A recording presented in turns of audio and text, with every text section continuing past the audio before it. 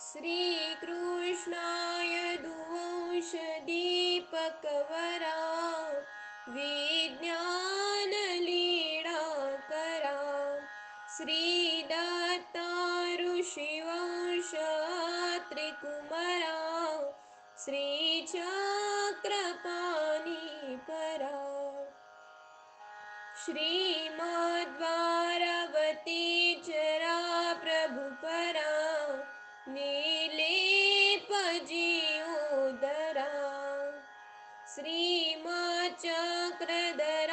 कृपा गुणवरा सर्वावतारा नमो सर्वावतारा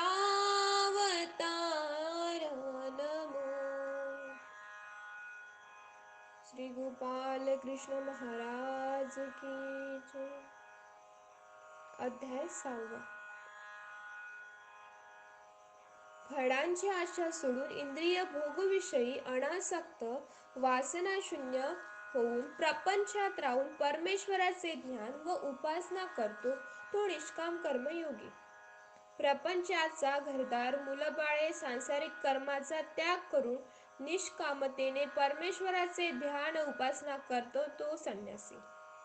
श्री भगवान कृष्ण म्हणाले, कर्माच्या फळाची आशा न करता जो इष्ट कर्म करतो तोच संन्यासी व योगी होय। केवळ आग्री होमादिकांचा त्याग करणारा तथा तपोदानादी कर्म सोडणारा संन्यासी नव्हे, योगी नव्हे।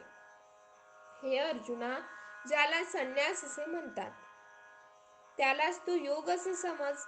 कारण संकल्पाचा वासनांचा त्याग केल्या वांचून कोणीही पुरुष योगी संन्यासी होऊ शकत नाही। ध्यान योग प्राप्त करून घेणाऱ्या योग्याला निष्काम कर्म हे साधन सांगितले आहे आणि योग्य प्राप्ती झालेल्या योग्याला संन्याशाला त्या कर्माचा त्याग हे साधन सांगितले आहे।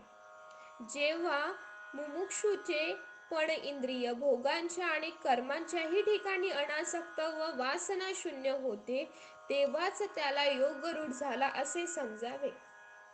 स्वतःचा शत्रू व मित्र मनुष्याने ज्ञान दृष्टीने स्वतःचा उद्धार करावा, जितेंद्रिय होऊन ज्ञानोक्त विधी आचरावा, आपला नाश आपण करून घेऊ नये, आत्म्यास आपण अधोगतीस नेऊ नये, कारण आपणच आपला बंधू, आपणच आपले शत्रू होऊ।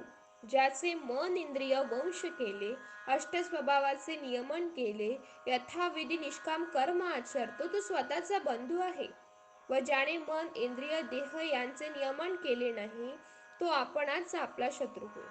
असा योगरूढ पुरुष हिवाळा उन्हाळा सुख दुःख मान अपमान प्राप्त झाल्यावरही शांत असतो, विचलित होत नाही, त्याच्या हृदयात निरंतर परमात्मा वास करतो। निष्काम कर्मयोगी ईश्वर ज्ञान विज्ञानुभावाने ज्याचा जीवात्मा तृप्त झालेला तो अविद्या मळ कर्म दोषांनी युक्त असून सुद्धा ध्यान प्रयत्नाने इंद्रियजित आहे। मातीचे ढेकूळ लोखंड व सोने समान मानणारा योगी योगरूढ झाला असे म्हणतात। हा आचरणी अनुसरणारा ज्ञानयोगी होय। सुहृद मित्र शत्रु उदासीन मध्यस्थ द्वेषी बंधू सत्पुरुष आणि पापी यांच्या विषयी सुद्धा समबुद्धी असणे विशेष होय। संन्यासी अनुसरला योगी याने प्रभुचिंतन ध्यान करत बसण्याचा विधी। मन इंद्रिय आणि देह यांना वश करणाऱ्या आशारहित सग्ररहित योग्याने एकाकडे बसून आपले मन निरंतर प्रभुचिंतनात लावावे। असे योगष्टान सात्विक व फार उंच न फार खोल स्थानी कुशावर वस्त्र टाकून आपले आसन स्थिर जमवून त्या आसनावर बसून मनाला एकाग्र करून मन इंद्रियांना करून जीवात्म्याचे शुद्धीकरिता साधन अनुष्ठावे। शरीर डोके मान सरळ रेषेत निश्चित करावे। स्थिर होऊन इकडे तिकडे न पाहता स्वतः नाकाच्या टोकाकडे दृष्टी लावावी। शारीरिक मानसिक व वाचिक ब्रह्मचर्य व्रत पालन करून निर्भय होऊन अंतःकरणात शांत व स्थिर करावे, आचारनिष्ठ होऊन माझ्यात तल्लीन व्हावे. प्रभू चिंतनासाठी मनाला वश करून आहार विहाराचे नियमन आवश्यकच आहे. याप्रमाणे मनाला वश करून निरंतर ज्ञानोक्त आचरण व माझे चिंतन करणारा माझ्या परमशांतीला प्राप्त होतो. अर्जुना, हा योग जास्त खाणाऱ्याला, मुळीच न खाणाऱ्याला, जास्त झोप घेणाऱ्याला व जास्त जागणाऱ्याला प्राप्त होत नाही. जो आहार विहार युक्त असून विधीचे आचरण ज्ञानोक्त करतो, तो योग्य झोप व योग्य जागरण करतो, त्याला दुःख नाश करणारा योग प्राप्त होतो. विहित आचरण साधतो. चिंताचे नियमत्व करून प्रभू चिंतनाचा ध्यान योग जेव्हा योग्याचे एकाग्र झालेले चिंत परमेश्वराच्या ठाई स्थिर होते, तेव्हा तो सर्व वासना विषयी निस्पृह निश्चित बनतो, त्याला योगरूढ झाला असे म्हणतात. ज्याप्रमाणे वायू विहिरीत स्थळी असलेल्या दिव्याची ज्योती निश्चळ असते, हीच उपमा चिंताचे नियमन करून परमात्म्याचे ध्यानरूप योग अनुष्ठान करणाऱ्या योग्याला दिली आहे. स्थिर चित्त योगी अपरोक्ष ज्ञानी. जेव्हा योगाच्या आचरणाने नियमन केलेले चित्त विषयापासून निवृत्त होते आणि ध्यान शक्तीने परब्रह्म परमेश्वराला पाहत असता अंतरात्म्यात संतुष्ट होते. इंद्रियातील शुद्ध बुद्धीने परमेश्वर चिंतनात अत्यंतिक आनंद अनुभव घेत असतो. त्यामुळे साधन स्थित असलेला योगी अपरोक्ष ज्ञानी परमेश्वर तत्वापासून विचलित होत नाही. कारण प्राप्त झालेल्या साधनदातापेक्षा दुसरा लाभ मानत नाही आणि या योगात अपरोक्ष ज्ञानी स्थिर झालेला योगी मोठ्या दुःखाने विचलित होत नाही. देवता विज्ञाने त्या दुःखाच्या संयोगाचा नाश करणाऱ्याला योगी नावाने ओळखावे. तो योग अविरक्त मनाने निश्चयपूर्वक अनुष्ठावा. मन स्थिर करण्याचा अभ्यास. संकल्पापासून उत्पन्न होणाऱ्या सर्व कामनांचा सर्वस्वी त्याग करून इंद्रिय समूहाचे बाह्य विषयापासून मनाने नियंत्रण करून धैर्ययुक्त बुद्धीने हळूहळू क्रमाने मन ईश्वराचे ठाई स्थिर करावे. इतर कशाचेही चिंतन करू नये. हे स्थिर न राहणारे चंचल मन ज्या ज्या विषयाकडे धाव घेईल त्या त्या विषयापासून काढून आपल्या ताब्यात ठेवावे.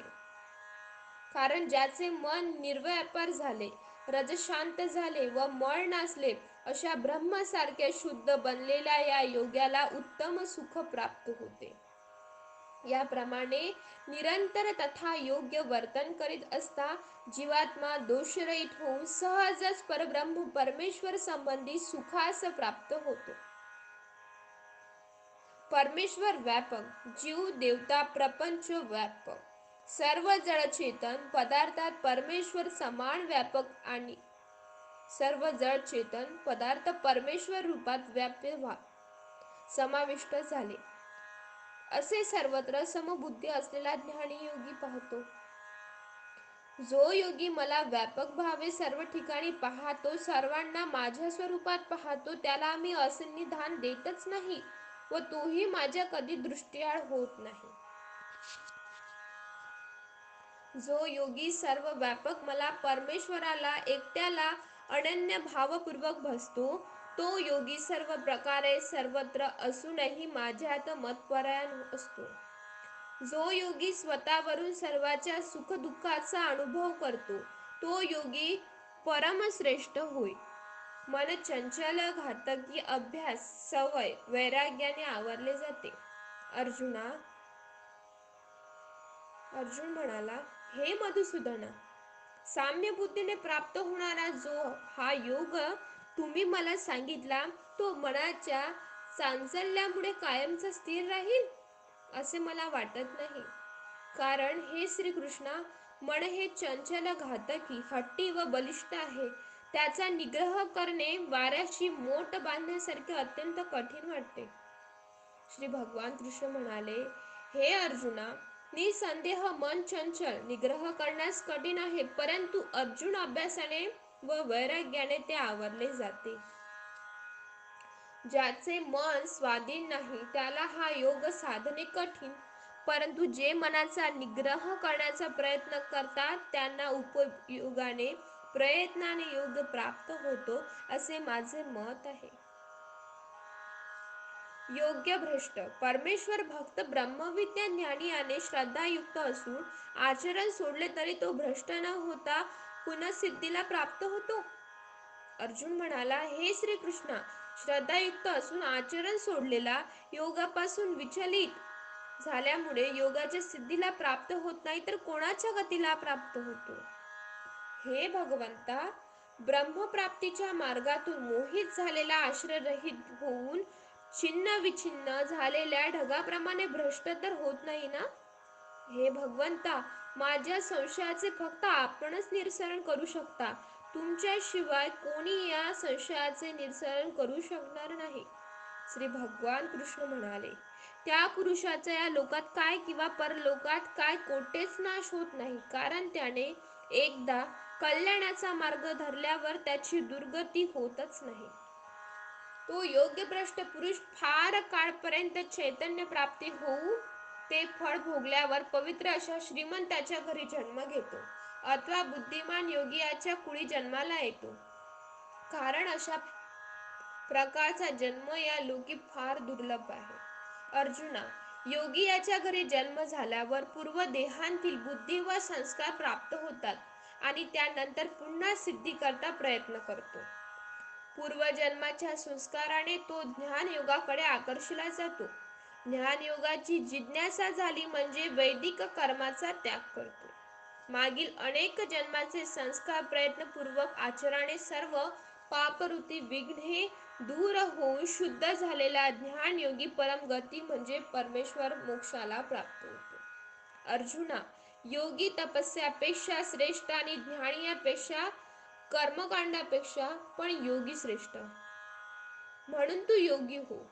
या सर्व योगियात जो अंतःकरणपूर्वक श्रद्धा ठेवून अनन्य भावाने मला निरंतर भजतो तो योगी सर्वात श्रेष्ठ वाटतो. याप्रमाणे श्रीकृष्ण भगवंतांनी निरूपलेल्या तत्वज्ञानातील एव ब्रह्मविद्यार्गत योगशास्त्रातील श्रीकृष्ण अर्जुन संवादक आत्मसंयम योग नावाचा 6वा अध्याय समाप्त. जय श्री कृष्ण. दंडवत प्रणाम.